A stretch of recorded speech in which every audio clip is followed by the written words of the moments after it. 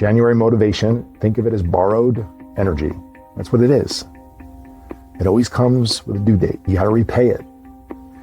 When your motivation runs out, your systems are really all that's left. My name is Brian Pannuzzo. I help financial professionals stay in the best shape of their life without stepping away from the desk. I know your life because I lived it for 20 years. Welcome back to the podcast. This is the Success Lift Podcast. I'm Brian. I hope you're doing great. We are towards the back end of January already. Time flies, as you've heard me say in the past if you've been here for a while. And I want to continue on this theme of resolutions and planning and talk a little bit about some ways for you this week to hopefully transition. We talked about last week the illusion of January, and we talked about the Sunday planning checklist and the process that my clients go through on a weekly basis, planning their week, putting themselves into their calendar, structurally adding moments that they are going to keep as commitments to themselves, even when the chaotic stuff happens in our life. Because what most of the time happens for professionals in your seat is that we have these moments in the beginning of the year that are enhanced by motivation, and they're even enhanced by schedules not looking exactly the way they do for the rest of the year. And that's a bit of the topic that I want to talk about today. This concept, again, last week I called it the illusion of January. This week I'm just going to call it an outright liar. January is a god darn liar, all right? Why is January a liar? Well, it convinces us that motivation is the way for us to get results because we have this newness in our lives that we're driven by, right? Whatever we pick and stick to for a period of time, it works. It works for a short period of time, but January is a liar because January is easy. For the most part, it's easy. Now, I know some of your schedules have already picked up, and that's the point of all this. But in general, we have fewer social events. We have this fresh, new calendar type of energy. You know, look, anybody can be disciplined for a couple of weeks, right? Like, you can suck it up and white knuckle it for a couple of weeks. And the question becomes, for me, is, can you do this forever? And that's what I wanted to call this podcast, the Forever Test. Because I cannot tell you how many times I have heard from a client unsolicited tell me that what we're doing inside of my program, the journey that they're on with me for 3 months, 6 months, 2, 3 years, I have clients with me now, that they can do it for the rest of their life. And so the real question is not, can I do this now? Can I get results now? The real question for you should be, could I still do this in February? Now, maybe the answer is yes. Could you do it in October? Could you do it next January, 2027? Now, maybe you could because you're motivated again, but do you have any results from now until then? Because if these plans that we put into place at the beginning of most years and when we get highly motivated, if they only work when life is calm, if they only work before our calendars start to heat up, it's not really a solution. And in this episode, I want to walk you through how some of my clients have built these habits and systems, like we talked a little bit about last week, that they don't need to escape from. That is the goal. Build a life that you do not need to escape from, all right? Do things that you could do forever. Now, we'll talk about this. Will it be in this with similar intensity at all times? Of course not. Will there be seasons of your life where you're doing certain things that are either not sustainable or not practical for the rest of your life? Of course. Those are micro seasons in the grand scheme of a larger plan. And my clients do plenty of those things, but we're very open and upfront about what is behavior that needs to be executed right now for the results that they are paying for, and what are things that we will just begin to do. They will become identity-based habits, all right? So What I want to build or help you build via this show and previous shows and future ones is no extremes, no white knuckling, structure. I want you to build structure, especially when your life gets chaotic. And I probably don't need to tell you that it's happening soon if it hasn't already happened. Okay? Deal? All right, let's get into it. What I want to talk about, again, this forever test.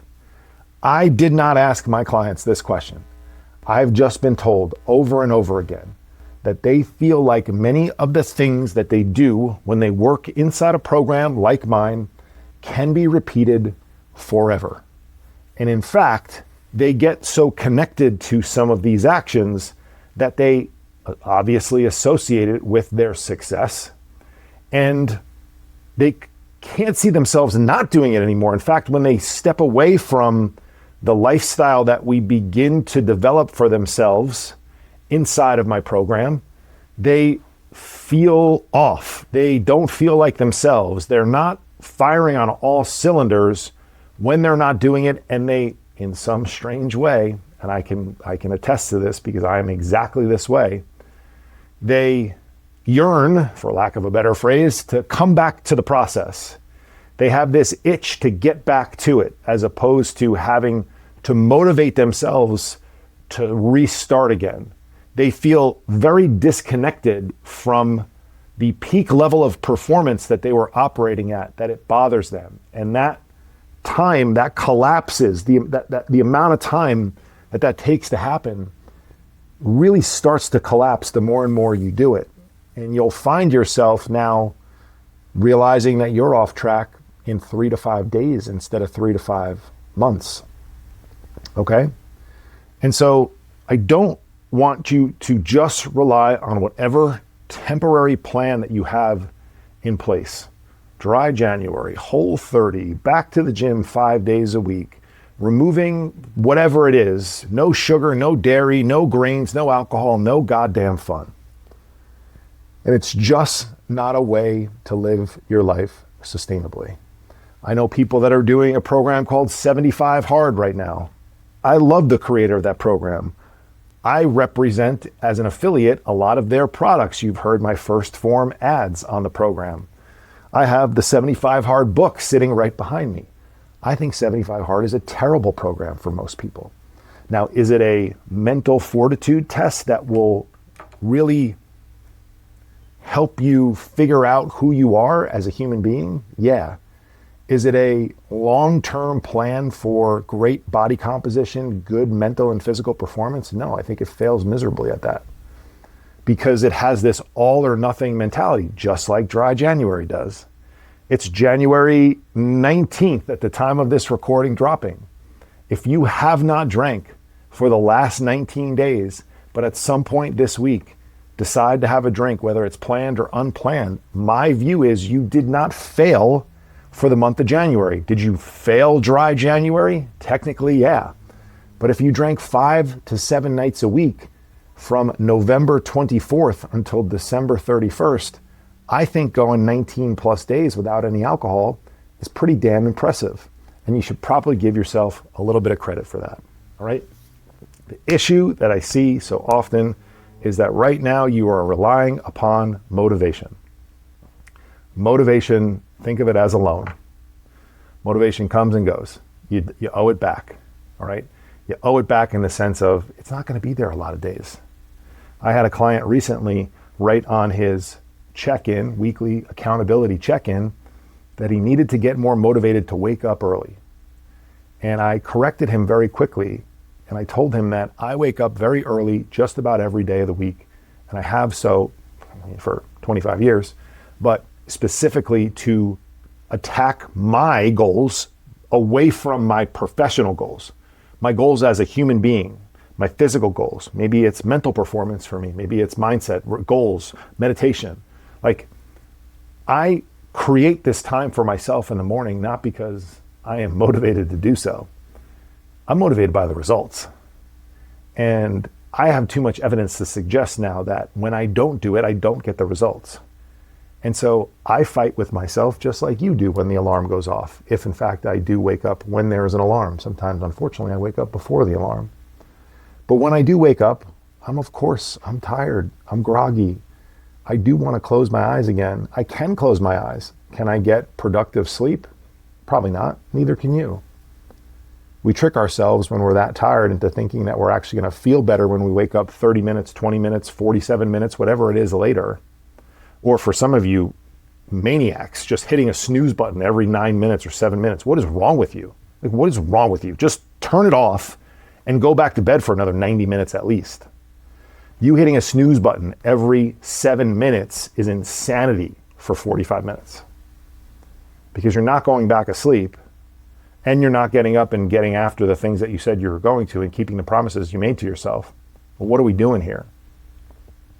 So motivations alone, systems, structure, that's income. That's cash that pays us on a regular basis. January motivation, think of it as borrowed energy. That's what it is. It always comes with a due date. You got to repay it. When your motivation runs out, your systems are really all that's left. Your systems are going to protect you against all the travel that you have coming up. I was just texting before I hit record for this podcast with a bunch of friends from the East Coast. Guess who has business trips set up to come to Los Angeles in the next several weeks? Several of my friends. Their activity is starting to pick up.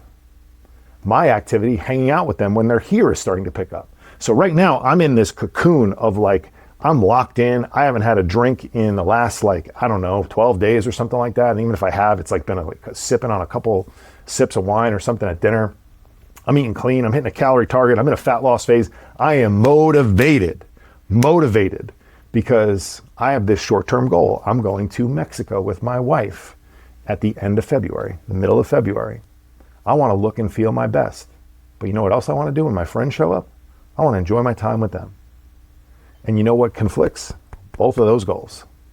And so I have to have a system and a plan, because motivation can happen with your friends. Motivation can happen with wanting to look and feel your best on a vacation. And those two things can happen at the same moment.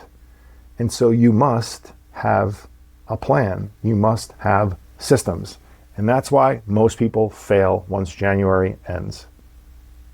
They don't fail in January, they fail when it ends. And so if you couldn't see yourself doing what you're doing right now for the rest of your life, why are you doing it right now? That doesn't mean that everything you're doing right now, you have to be able to do forever. Everything you're eating, you have to eat it forever. But 80 to 90% of it, could you see yourself doing it? Could you see yourself doing dry January for 7 to 10 months of the year? Could you see yourself working out with the intensity, or maybe eliminating certain foods that you're eliminating right now with the same level of commitment for 80 to 90% of the year? If the answer is no, you do not have a sound plan that will stand the test of time. Because life will come at you, and it will throw you into the mixer, and it will shake you up. And if you don't have processes and structure in place, you will not succeed. Could you do what you're doing right now on a random Wednesday in April? That's a good question to ask yourself. The clients that we work with, they don't feel stuck because we give them frameworks to live their life around. Now, like I said, everything that they do, we don't do forever. We don't track our food in an app forever. Life is not meant to be eating everything, taking everything that you eat, putting it on a food scale. For some of my clients who do, not a lot of them do. I do personally, but not many of them do that. Putting your food on a scale and weighing it, or figuring out the number of ounces that the meat is and the grams that the rice is, whatever. Life is not meant to be lived that way. You can't do that in certain circumstances. I'm going out to dinner tomorrow night at the time of this recording. I'm not going to weigh my food. I'm going to have principles in which I know to order at a place like a steakhouse. So I'm not going to go in there with my food scale and ask them how many calories are in the meal. Some menus now have calories. I'm going to know that likely the lowest calorie appetizer order is going to look something like the shrimp cocktail or the oysters or anything on the seafood tower. I'm going to know that the 8-ounce filet is probably the leanest steak on the menu. I'm going to know that I could get some cod or maybe sea bass if it's not drowned in butter, or salmon wouldn't be a bad idea. It's going to be a little bit higher calorie. But like if there's a chicken dish that has some sort of sauce that isn't like creamy based, like those are principles that I'm going to know to be able to go. I'm going to stay away predominantly from fried food stuff, from things that don't have any fiber, from things that are low protein, because I don't want excess calories to rack up too quickly. I'm going to know to make sure that the table orders a couple of vegetables and try to grab as much of those as I can. I also know that the table's going to order some other stuff, and I'm probably going to want to try that stuff. And so I may grab a forkful here and there of the lobster mac and cheese and cut a piece of the onion ring and grab a little cream spinach, but I'm not going to take the entire bowl and pour it on my plate. I might put it on top of my steak as kind of like a steak topping instead of a vat of it on my plate. I may know that the waiter is going to come around and try to refill my glass of wine every time it's 2/3 full. So I'm just going to put my hand on top when he moves over or she moves over. I'm going to let her know that to please just refill my glass of wine when it's empty. So I'm going to know that I can't live my life so rigidly like I may do during periods of time, seasons of time. Right? You hear about certain athletes getting very strict with their behavior during particular seasons. An athlete may delete social media from their phones for a period of time. I've heard LeBron James get off of social media during the playoffs. Who's the Heisman Trophy winner for Heisman for Indiana? Mendoza, the kid Mendoza. By the way, you ever heard that kid talk? I mean, oh my God, what a very well put together human being. I heard that he removed social media for the entire season, although he kept his LinkedIn account. Props to him. So like these little things, we remove distractions during periods of time. Are they meant to be, is life meant to be lived that way forever? No, probably not. So we have these series of sprints in and out inside of a cohesive plan that's built for the long term. It's not just foot on the gas, put the gas pedal to the bottom of the floor for as long as you can, because the car that's going that fast for too long gets into an accident, gets pulled over, breaks down, breaks, some way it breaks. And so there are moments of time where we sprint. I'm telling my clients to sprint all the time, whenever we can, especially my guys who their schedules are so disruptive on a regular basis. You have no choice but to sprint here and there, all right? And so these plans that executives like yourself may find yourself struggling with in February and beyond, it's not like you get lazy in February or in April or in October or whenever, right? Your plan originally ignored the fact that you have a long commute, you go to client dinners, you travel, you have kids' sports, you have weekends that are full. They're built for the bros in the gym, fitness influencers, single people. Like you don't have this time, right? You don't have this time. January's easy.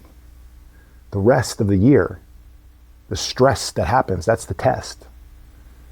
You're right in the middle of fresh starts. We've already talked about the calendar. It probably is starting to heat up now, so it's like, ooh, I'm back. But maybe for some of you, it's not yet. You have more willpower. We're closer to that resolution that you made, that promise that you made. There's lower friction. There's less to do. How many times that I got into way better shape in the months of January, February, and March than in July, August, September, June, July, certainly December. There's nowhere to go. You're not at the country club. You're not at the beach club. You're not at the pool. You're not going to barbecues. I mean, yeah, maybe you're like going on a date night here and there. You're meeting some couples out, but like in general, you're hunkered down. You're hunkered down. Sooner or later, it's going to pick up and be back in your face. Sleep's going to get tough. Schedule's going to blow up. Travel's going to hit. Alcohol's going to re-enter. Work pressure, if it's not there already, or wasn't just continually constant, which it is for a lot of people. It's going to spike again.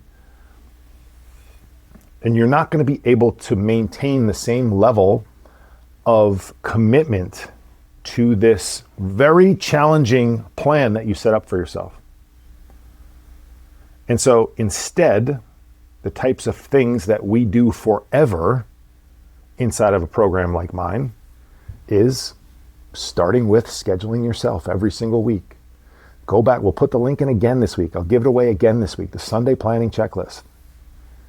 It sounds boring AF. It is the foundation of what we do. And honestly, all of my clients have different processes. They're anchored with me, with a check-in with me, but then they schedule themselves differently. Some guys write it out in a notebook. Other guys have their calendar on their phone. Other guys have family calendars, multiple assistants that have access to their calendars.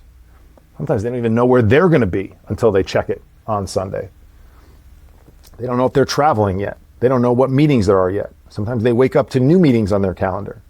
So if they're not there already, if the commitment that you make to yourself is not in stone on a Sunday, by Wednesday or Thursday, you're dead. Now, I get it. You can't always plan out your entire week on Sunday.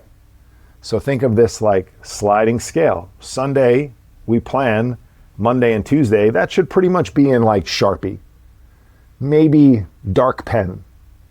But maybe Wednesday is a little bit unknown. Friday is a little bit up in the air as well. And so those commitments are in pencil. But as you start to get closer to Wednesday or Thursday or Friday, they should start to get darker and darker and ultimately be permanent fixtures inside of your calendar. So our clients win, in my opinion, because they start to execute daily non-negotiables. They have a weekly structure. They don't rely on being a hero. So many people that we work with have like wildly imperfect weeks. I mean, we've built free resources for people that highlight clients drinking 40 out of 60 days and losing 25 pounds in 3 months. And 40 might be low. It's doable. It's not the recommended method, but it's doable. We focus on executing these small decisions consistently. We audit the week without feeling guilty about it.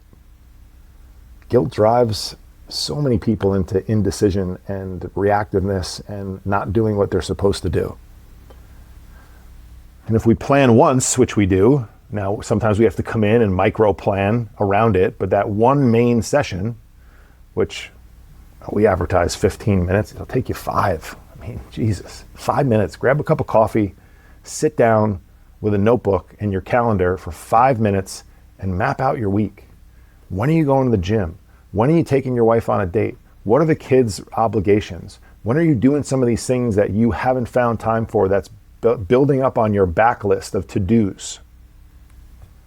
I could do this forever is the goal.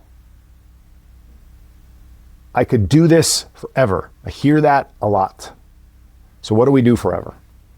We move more. We're more cognizant of our movement. We're not sitting for 8 straight hours at the desk. I hear you. Brian, you don't understand my job. Fuck, I do. Yes, I do. Every single person that I've worked with has found ways to move more. I guarantee you, they're just as, if not infinitely more successful as you. That is not a knock on you. I just happen to work with some really successful people. Busy people. 90-minute commutes each way, packed schedules. I can't. There's times where I come back to New York City and I see 25 clients at once and they can't find time to meet me because they're too busy. They can't even come downstairs for 10 minutes and meet me. And I respect that. It is what it is. We move more. We schedule ourselves. We don't do anything crazy with our diets. We eat more real food. We eat more chicken and steak and salmon and eggs and fruit and vegetables. Brian, I don't really like vegetables. Cool, just eat fruit. Brian, I don't really like fruit. Okay, eat vegetables. I had a client lose 25 pounds to 30 pounds while he was selling his company. By the way, life-changing transaction for him. And he didn't eat many vegetables, but he would eat peas and carrots. The first thing I said to him is, "You sound like my 7-year-old." Second thing I said is, "We can work with that." All right? So like, find what works for you. If you watch some of the things that I eat on like Instagram or whatever, and you're like, "Dude, that's not for me," cool. Find what's for you. There is a basket of foods that you can eat on repeat most of the time, have them taste really good, and get incredible results. I know that. And so we prioritize those things. We eat more lean protein and high fiber foods. We exercise. Now, when we're inside of my program, we might be doing something very structured, like lifting 4 days a week, 1 to 2 cardio days a week, maybe. Some of my guys can barely get to the gym during the week. So we're constantly managing micro sessions. They make it up on the weekends. They get extra sessions in on the weekends. But they might be doing sets of push-ups and lunges throughout the week, here and there. And so you're training for maybe, like inside of my program, you might have a specific goal to change your body composition. If you want to change your body composition, there is a very specific formula that tends to work the best. And so we might be laser focused in on that. But you might be someone that loves to play tennis. And while I'm never going to say, don't play tennis, I'm going to remind you that if hours and hours of tennis in your free time, the limited free time that you have during this micro season that you're with me for maybe 6 to 12 months, if that's taking away from your ability to get to the gym and lift weights so that we're building lean muscle tissue, so that we look better because we're after body composition change, not just the scale going down, then maybe for a short period of time, something like your favorite sport has to give a little bit. I am a perfect example of this. I spent multiple years recompositioning my body, changing my body composition. That required a very specific set of action steps. What took a back seat during that time for me was like a sport that I played forever, basketball. If you don't know, I'm in the Hall of Fame. Here's my plaque. If you're on YouTube. Just kidding. But I am in the Hall of Fame at my college. Shout out to St. Michael's College. I love playing basketball. I'm 48, but I can still move. Now, am I going to play in a lot of pickup games for the rest of my life? No, not really. I may not ever again. I mean, I'll play in a game at some point, but I'm not like playing regularly anymore. But you know what I love to do? I love to get into an empty gym with a ball and get some shots up and get some conditioning in and move around and feel like I'm still a basketball player. So my training now is a little bit different than it was for the past 2 years because I'm very happy with my body composition. You could always look a little bit better on the margin here and there, but it's not my primary focus. So I'm making more time for more athletic movements. You may see me jumping and sprinting more and sliding, and I'm about to start playing more basketball myself as weekly conditioning. If I was interested in my absolute peak body composition and had limited time, now if I had unlimited time, yeah, but if I had limited time, that might have to go. So we're constantly looking at what does it take right now, but what can we do forever? And so when we say, what are we doing forever? We're exercising forever. We're moving our bodies. Should that include lifting weights? Yeah, it should. Should it include cardio? Yeah, it should. In a fat loss phase, are you going to deprioritize cardio and prioritize strength training and walking? Yes. Yes, you should. If you want to know why, pay more attention to me. Or come inside our program, you'll find out. And so we're doing these things because like this is how we live foundationally amazing high-level lives. We're communicating more. Maybe for a series of time, we're like really attentive and really earning back some of the, building back our bank accounts, some of the debt that we have in maybe our marriages, or maybe we have been neglecting the quality of our relationship with our kids for a period of time. Those relationships might turn more into maintenance mode forever. So it's figuring out what you're capable of doing for the long haul. But I mean, I think it's more like 90, but I would say at least with a high degree of confidence, 80%, 85% of the things that we're doing inside of a program like mine, and there are tons of great programs out there. If you don't care about mine, that's cool, that you should be doing forever. And if you're not, I think there's a problem with your plan. And I'm worried that it's not going to be sustainable and that you may be in the same place this time next year. And I don't want that. And so if this message resonated with you a bit, here's the next step. All right. Last week I gave away the Sunday planning checklist. It's not a goal sheet. It's not motivation. It's a simple weekly system that my clients use, a version of it. Theirs is a bit more customized, to stay consistent when motivation disappears. And motivation is going to disappear.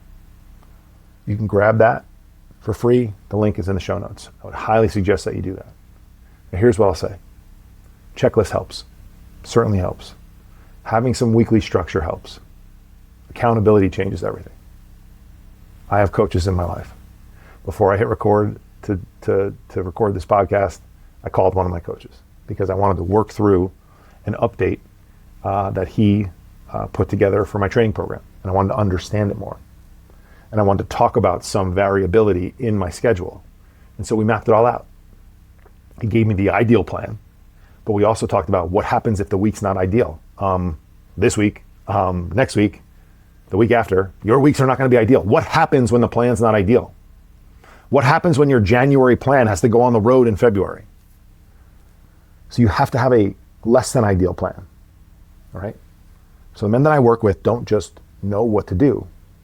They have someone helping them along the way. They have someone that helps them adjust in real time. When travel hits, client dinner, stress spikes, life blows up. You name it, it's coming. If it hasn't, come ready. So if you want structure that you can actually live with year round, that's the work that we do. So grab the checklist, use it this Sunday.